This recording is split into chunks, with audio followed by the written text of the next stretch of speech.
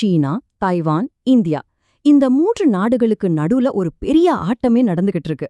ஒரு பக்கம் பார்த்தா கடல்ல பயங்கர பதற்றம், இன்னொரு பக்கம் இமயமறையில மோதல் போக்கு.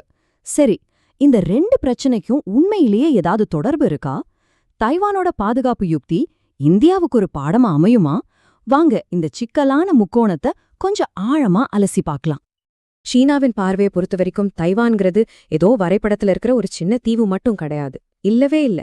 அது அவங்களோட வரலாறு, அவங்களோட தேசிய பெருமை, ஏன் உலக அரங்கில் அவங்களோட அதிகாரத்தோட பின்னி பிணைஞ்ச ஒரு முக்கியமான விஷயம். இந்த கதையோட ஆரம்ப புள்ளி 1949ல நடந்த சீன உள்நாட்டு போர்தான். அப்போ கம்யூனிஸ்டுகள் ஜெயிக்கவும் தோத்துப்போன தேசியவாதிகள் தப்பிச்சு போன இடம்தான் இந்த தைவான். அன்னையிலிருந்து இன்னைக்கு வரைக்கும் பெய்ஜிங்கை பொறுத்த வரைக்கும் இது இன்னும் முடியல. இது அந்த போரோட கடைசி அத்தியாயம். அதை முடிச்சே ஆகணும்னு நினைக்கிறாங்க. தைவான் வெறும் ஒரு தீவுன்னு நினைச்சிடாதீங்க. அது ஒரு உலகளாவிய புவிசார் அரசியல் புதையல். ஏன் அப்படி சொல்றேன்னா, உலகத்தோட பாதி கப்பல் போக்குவரத்து நடக்கிற தைவான் ஜலசந்தியை அது கண்ட்ரோல் பண்ணுது. ஆனா அதை விட ஒரு பெரிய விஷயம் இருக்கு. இன்னைக்கு உலக டெக்னாலஜியை இயக்கிக்கிட்டு இருக்கிற ஒரு சக்தி தைவான் கிட்ட இருக்கு. அதுதான் TSMCயோட மைக்ரோசிப்கள். சும்மா யோசிச்சு பாருங்க, 90% உலகத்திலேயே அதிநவீன மைக்ரோசிப்கள்ல 10ல் 9 தைவான்ல தான் தயாராகுது.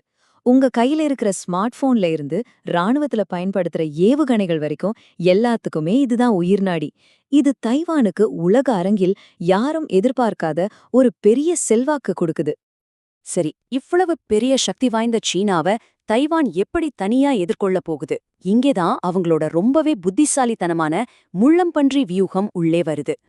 நேரடியா மோதினா என்னாகும்? இந்த நம்பர்ஸே நமக்கு பதில சொல்லிரும். சீனாவின் பாதுகாப்பு பட்ஜெட் $300 பில்லியன். ஆனா தைவானோடது வெறும் 20 பில்லியன். இது யானைக்கும் பூனைக்கும் நடக்கிற சண்டை மாதிரி தான். அதனால நேருக்கு நேர் மோதுறது தைவானோட திட்டமே கிடையாது. அதுக்கு பதிலா தைவான் முள்ளம்பன்றி உத்திய ஃபாலோ பண்ணுது. இதோட நோக்கம் போர்ல ஜெயிக்கிறதில்ல. அதுக்கு பதிலா தன்னை தாக்க வர்ற எதிரிக்கு தாங்க முடியாத வலிய கொடுக்கணும். ஒரு முள்ளம்பன்றிய வேட்டையாடுறது எவ்வளவு கஷ்டமோ அந்த அளவுக்கு படையெடுப்ப கடினமா மாத்துறதுதான் இவங்களோட ஒரே இலக்கு. இந்த உத்தியை எப்படி செயல்படுத்துவாங்க? பெரிய விலை உயர்ந்த ஆயுதங்களுக்கு பதிலா சின்னதா ஆனா அதிக தாக்கத்தை ஏற்படுத்துற ஆயுதங்களை நம்பியிருக்காங்க.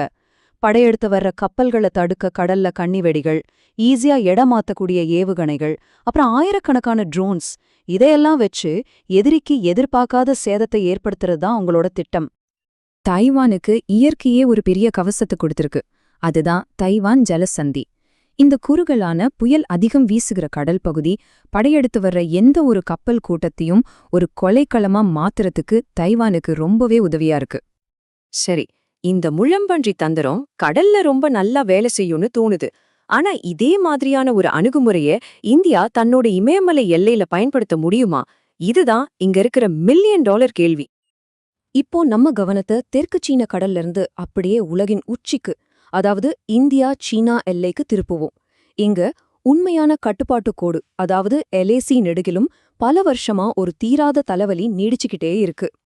இந்தியா எதிர்கொள்ற அச்சுறுத்தல் தைவான் மாதிரி ஒரு முழுமையான படையெடுப்பு கிடையாது. அதுக்கு பதிலா சீனா இங்கே சலாமி ஸ்லைசிங் அப்படிங்கிற ஒரு தந்திரத்தை கையாளுது.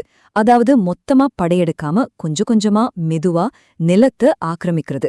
2020ல நடந்த கல்வான் மோதல் இந்த ஆபத்தான தந்திரத்துக்கு ஒரு மிகச்சிறந்த உதாரணம். சமீப காலமா பாத்தீங்கன்னா 2 தரப்பு பேச்சுவார்த்தைகளால எல்லையில பதற்றம் கொஞ்சம் தனிஞ்ச மாதிரி தெரியலாம். ஆனா இது ஒரு தற்காலிக அமைதி மட்டும்தான். அடிநாதமா இருக்கிற அந்த எல்லை பிரச்சனை இன்னும் தீர்க்கப்படாமலேயே தான் இருக்கு. சரி, இப்போ இந்த 2 மோதல்களையும் அருகருக வச்சு பாப்போம். எதிரி ஒருத்தர் தான், ஆனா போர்க்களமும் நோக்கங்களும் முற்றிலும் வேற. இது ஏன் முக்கியம்னு இப்ப நாம பார்க்கலாம். இந்த 2 மோதல்களுக்கும் இருக்கிற வித்தியாசத்தை கொஞ்சம் பாருங்க. தைவானுக்கு இது வாழ்வா சாவா போராட்டம், அவங்களோட இருப்பு சம்பந்தப்பட்ட விஷயம். ஆனா இந்தியாவுக்கு இது ஒரு எல்லை பிரச்சனை. தைவானோட போர்க்களம் கடல்னா, நம்மளோடது உலகத்திலேயே உயரமான மலைகள். அதனாலதான் தைவான் மேல ஒரு போர் நடந்தா அது உலகப் போராக மாற வாய்ப்பிருக்கு. ஆனா இந்தியா கூட நடக்கிற மோதல் ஒரு பிராந்திய மோதலாதான் பார்க்கப்படுது. இவ்ளோ வேறுபாடுகள் இருந்தாலும் இந்தியாவையும் தைவானையும் இணைக்கிற ஒரு பொதுவான நூல் இருக்கு. 2மே ஜனநாயக நாடுகள், 2மே சீனாவோட ஆதிக்கத்தை நேரடியா எதிர்கொள்ளுது, 2மே அமெரிக்காவோட முக்கிய கூட்டாளிகளா பார்க்கப்படுது. இதுதான் அவங்கள ஏதோ ஒரு விதத்துல ஒரே அணியில நிறுத்துது. இப்போ ஒரு ரொம்ப முக்கியமான கேள்விக்கு வருவோம். ஒரே எதிரியை எதிர்கொள்ற இந்தியாவும் தைவானும் கைகோர்த்தா என்ன நடக்கும்? அப்படி ஒரு கூட்டணி அமைஞ்சா அது ஆட்டத்தைய மாத்துமா, இல்ல ஒரு பெரிய ஆபத்துல கொண்டு போய் முடியுமா? சீனாவை பொறுத்தவரைக்கும் தைவானுங்கிறது பேச்சுவார்த்தைக்கே இடமில்லாத ஒரு சிவப்பு கோடு. இந்தியாவும் தைவானும் இணைஞ்சா அத அவங்க தங்களுக்கு எதிரான ஒரு அமெரிக்க சதியாத்தான் பாப்பாங்க. அதோட விளைவுகள் ரொம்பவே கடுமையா இருக்கும். சீனாவின் பதிலடி எப்படி இருக்கும்னு நினைக்கிறீங்க?